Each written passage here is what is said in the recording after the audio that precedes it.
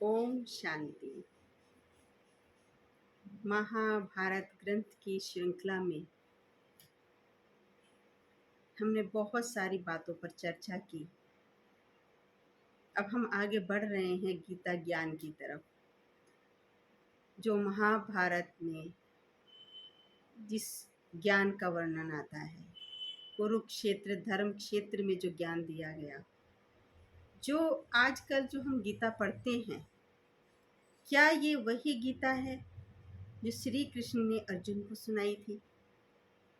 उनके श्री कृष्ण जी के मुख से निकली हुई गीता है? तो बहुत सारी बातें मन के अंदर कोलाहल पैदा करती हैं। कितना विहंग मार्ग का वो युद्ध क्षेत्र, 18 क्षोणी सेना जिसमें थी, जिसमें रथों पे सवार, घोड़ों पे सवार, हाथियों पे सवार और पैदल भी असंख्य सैनिक मौजूद थे। तो गीता ज्ञान के जो प्रारंभ दिखाया गया है, तो उसमें ये दिखाया है कि अर्जुन ने जब अपने मित्र संबंधियों को देखा तो उसको मोह पैदा हुआ। वो करोड़ों की संख्या है, करोड़ों सैनिक, एक विशाल समूह है सैनिकों का। उस इतने बड़े विशाल समूह में, उस युद्ध के क्षेत्र में, युद्ध के मैदान में एक रथ पर बैठा योद्धा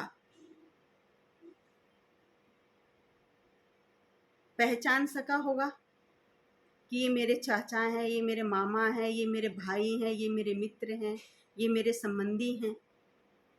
आज हम कोई कार्यक्रम आयोजित करते हैं, 50,000 1,00,000 की संख्या में अगर गैदरिंग होती है, संगठन एकत्रित होता है, और मंच से दूरी होने के कारण हम 1,00,000 की संख्या वाली भीड़ में अपनों को नहीं पहचान पाते हैं। तो जिस विशाल जो क्षेत्र है युद्ध का, और उसमें करोड़ों के सैनिक एकत्रित हैं, और कोई घोड़ों पर हैं, कोई रथों पर हैं, अर्जुन को कैसे दिखाई दिए होंगे वो? उस समय पर कोई आज की तकनीक वाले यंत्र भी नहीं थे कि दूरबीन या कोई इस तरह के लगाए हों कि जिससे उसको दिखाई दिया हो। तो ये एक थोड़ा सा विचार चलता है, किस प्रकार अर्जुन ने उनको देखा होगा। वो एक रथ पर थे, दोनों सेनाओं के बीच में। उन्होंने कहा युद्ध प्रारंभ होने से पहले श्री कृष्ण जी को कि मुझे दोनों सेनाओं के बीच में लेके जाएं, जिससे मैं अपने मित्र संबंधियों को देख सकूं। इतने बड़े जो भयानक युद्ध वहां पे दिखाया गया है, जिसमें कई हजार तो घोड़े हैं, कई हजार हाथी हैं, कई हजार रथ हैं। तो उन हाथियों की चिंगार, उन घोड़ों की गर्जना, कितना शोर उस मैदान के अंदर होगा, जहां शंख नाद हो रहे हैं, जहां धरती आसमान में नाद गूंज रहे हैं।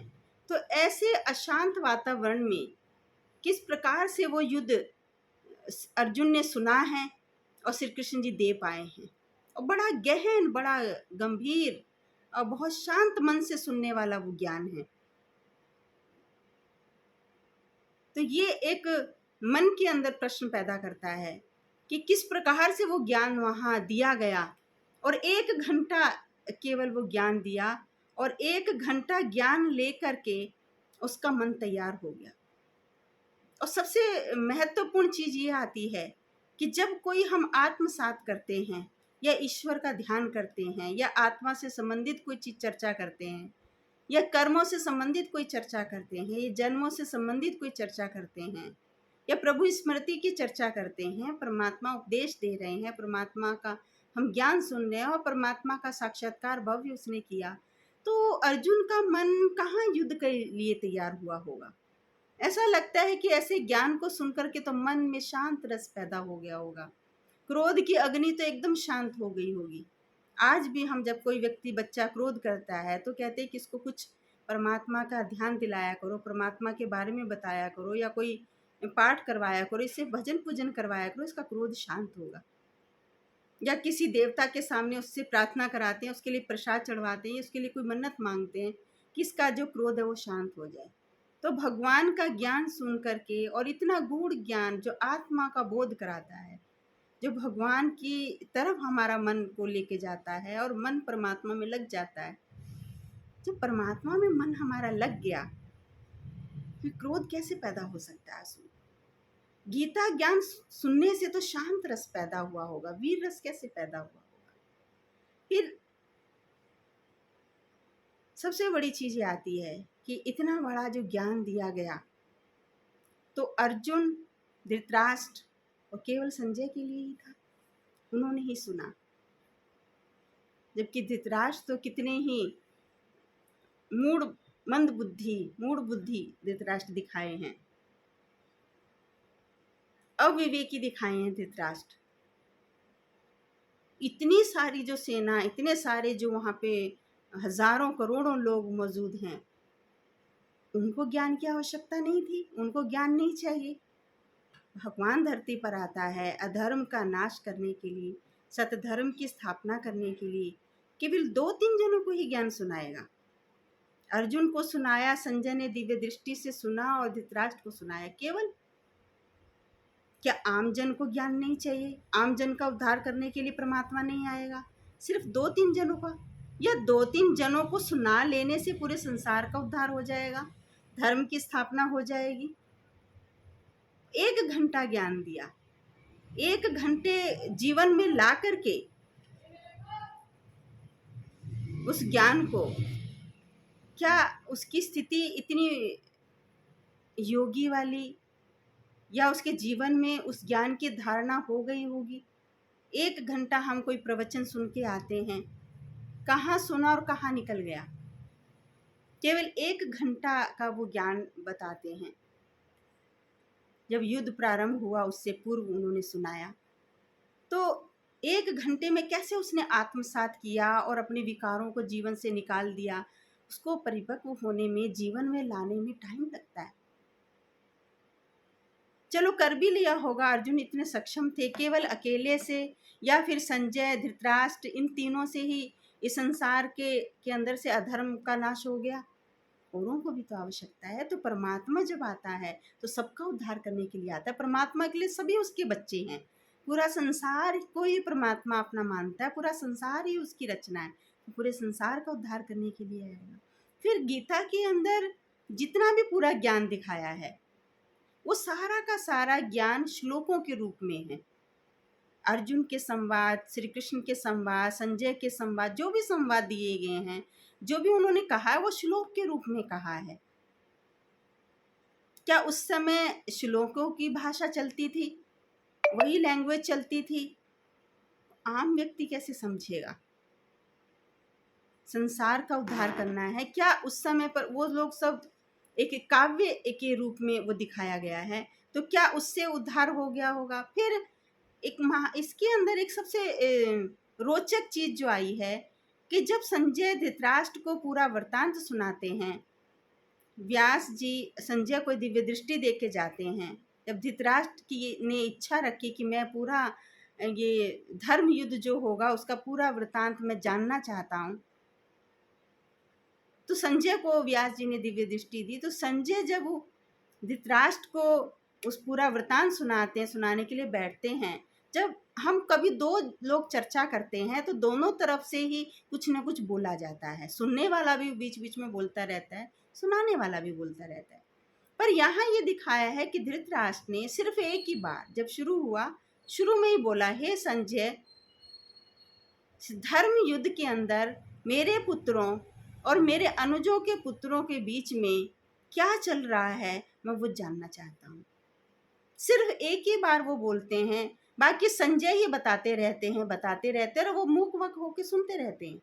वो बीच में कुछ भी प्रतिक्रिया नहीं रखते कि क्या कहा, दोबारा कहना, समझ में नहीं आया, या फिर रिपीट करो, कुछ इस तरह की कोई प्रक्रिया धृतराष्ट्र की दिखाई उसमें नहीं देती है। सिर्फ एक बार उन्होंने कहा, और एक बार कहने से ही बस वो शुरू हो गए, और जब तक पूरा 18 दिन चला और वो सुनाते रहे और वो चुपवत सुनते रहे, क्योंकि नॉर्मल में तो हम कोई दो व्यक्ति बात करेंगे तो बीच बीच में दूसरा व्यक्ति, सुनने वाला भी कुछ ना कुछ तो अपनी प्रतिक्रिया दिखाता है, सुनने के बाद भी कुछ प्रतिक्रिया दिखाता है। पर उसमें धृतराष्ट्र की सिर्फ एक ही श्लोक पूरे इसके अंदर आता है, इसके अलावा और कोई श्लोक धृतराष्ट्र का नहीं आता है। तो कैसी वार्ता थी वो, किस तरह का वो चित्रण था, ये सारी बातें गीता ज्ञान को समझने से पहले जाननी बड़ी जरूरी है।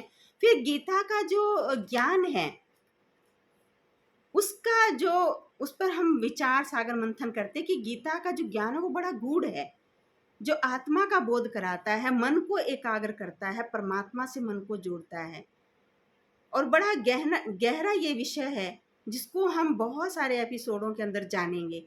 तो ये छोटी छोटी सी कुछ बातें थी कि इतना एक विशाल युद्ध जो दिखाया गया, विशाल सेना है, ऐसे कोलाहल में किस प्रकार से वो शांत वातावरण में सुनने लायक वो ज्ञान है, एक स्थिर मन से सुनने वाला वो ज्ञान है, किस तरह से वो हलचल के इस वातावरण में, हलचल में दिमाग है, कैसे अर्जुन ने वो सुना और कैसे उसको आत्मसात किया, और उस ज्ञान को सुन करके कैसे उसके अंदर क्रोध पैदा हो सकता है।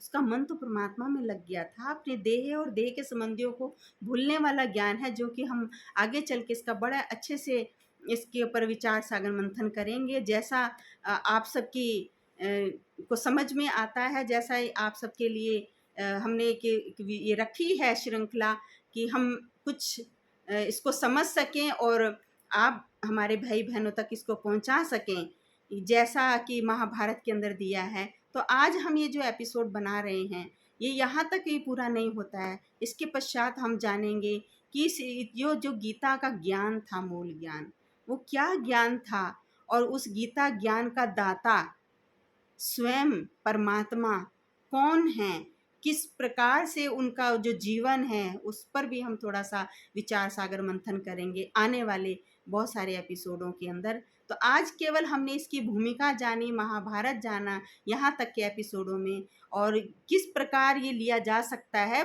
बातचीत से तो ये मालूम होता है कि ये कोई ऐसा युद्ध था जैसे कि कोई दो शास्त्रवादी बैठ जाते हैं और उनकी शास्त्रों का जो द्वंद्व चलता है, आजकल भी बहुत सारे शास्त्रों के ऊपर द्वंद्व चलते हैं, ये कुछ इस प्रकार का युद्ध मालूम होता है। जिस प्रकार धृतराष्ट्र और संजय का वो वृतांत उसको बताता है और वो मुखवत होकर के उसका सुनता है कि उसने ये प्रश्न किया और उसका जवाब सामने वाले जो ग्रुप है उसने क्या दिया, मेरे पुत्रों ने क्या प्रश्न किया और मेरे अनुज के पुत्रों ने क्या जवाब दिया, या मेरे अनुज के पुत्रों ने जो प्रश्न किया मेरे पुत्रों ने उसका क्या जवाब दिया। ये कुछ ऐसा लगता है जैसे शास्त्रवाद वाला ये युद्ध है, ये कोई स्थूल हथियारों वाला युद्ध मालूम नहीं पड़ता है। ये सारी विचार सागर मंथन करने के बाद हमें ऐसा समझ में आता है।